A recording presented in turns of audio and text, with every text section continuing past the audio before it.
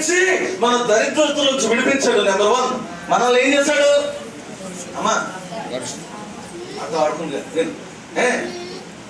1 మన దరిద్రత నుంచి విడిపించాడు.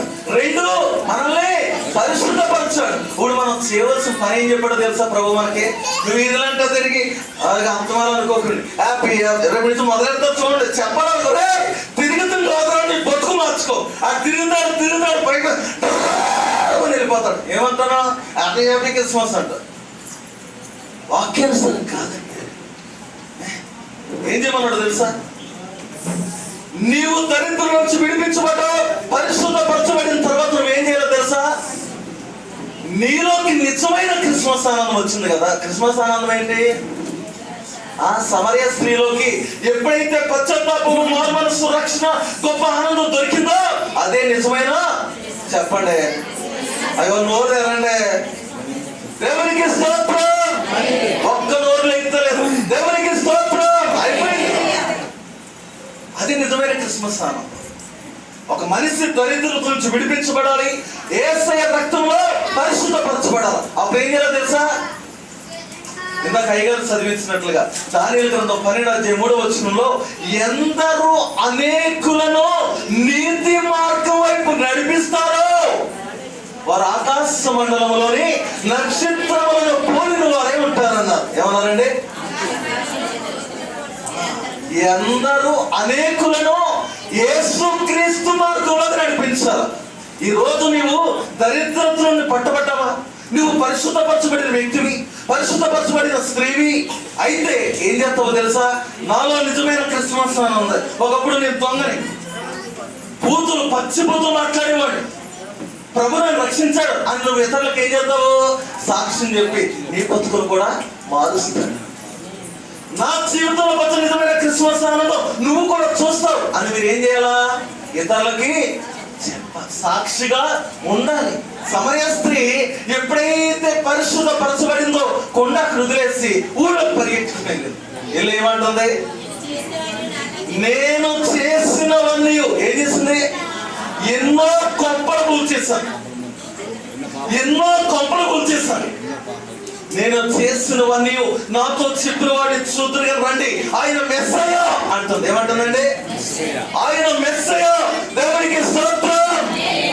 ఈ రాత్రి నీ బ్రతుకు కూడా దరిద్రత నుండి విడిపించబడి, నీ బ్రతుకు కూడా పరిశుద్ధపరచబడితే నువ్వు ఏం చేస్తావు తెలుసా? అనేకులకు యేసుక్రీస్తు ప్రభు యొక్క ప్రేమను ప్రకటించే వ్యక్తిగా ఉంటావాడు. ఏం చేస్తామండి? క్రిస్మస్ రోజున, ఈ క్రిస్మస్ సందర్భముగా అనేకం దేవుని మందిరానికి నడిపించి నా బ్రతుకును మార్చిన యేసయ్య నీ బ్రతుకును కూడా మారుస్తాడు. మన యాకోబు పత్రిక చివరి అయిపోయింది. యాకోబు పత్రిక 5:19 చూసుకున్నట్లయితే చూడండి ఒకసారి. మన గురించి రాయబడిందండి, మనం చదవం. యాకోబు పత్రిక 5:19. వినండి వినండి. ఎవరి మీ దగ్గర చాలా మంది దగ్గర బైబిల్ లేదు, అయినా మీరు వింటలేదు, మీకు ఎక్కట్లేదు. కానీ మీకు తెలుసు దేవుని యొక్క ఆత్మ మీతో పనిచేస్తా ఉంది. రైట్ చూడండి. మీలో ఎవడైనను సత్యం అంటే యేసుక్రీస్తు ప్రభు మార్గముల నుండి తొలగిపోయినప్పుడు అతన్ని మరలా యేసు ప్రభు యొద్దకు నడిపిస్తే తప్పు మార్గం నుండి తప్పించి మరణం నుండి ఒక ఆత్మను రక్షించి అనేక పాపములను కప్పివేయుదురు. దేవునికి స్తోత్రం. ఎంత అద్భుతమైన పోస్ట్ ఇచ్చాడండి యేసయ్య మనకు. ఏమండి? అద్భుతమైన ఉద్యోగం ఇచ్చాడండి. ఒక మనిషి యేసుక్రీస్తు ప్రభువును తెలుసుకుని కూడా తప్పిపోయి ఇష్టానుసారంగా బతుకుతూ ఉంటే, ఆత్మ సంబంధమైన నీవు, పరిశుద్ధపరచబడిన నీవు, ఆయన రక్తంలో కడగబడిన నీవు ప్రార్థనతో, భారముతో, బాధ్యతతో ఆ సహోదరుడి ఎదుకెళ్ళి, ఆ సహోదరి ఎదుకెళ్ళి నీ కొరికి కదా సిలువే పడ్డాడు, మన కొరికి కదా ఈయన లోకంలో పుట్టాడు అని ఆయన్ని కానీ ప్రభువు దగ్గరికి నడిపించగలిగితే ఏం చేసినట్లంట? అనేకమైన పాపాలను నువ్వు కప్పేసి ఒక ఆత్మను, ఆ బాధ్యతను క్రిస్మస్ సందర్భముగా మనకు అప్పచెప్పాడండి. ఎవరికి అప్పచెప్పారండి?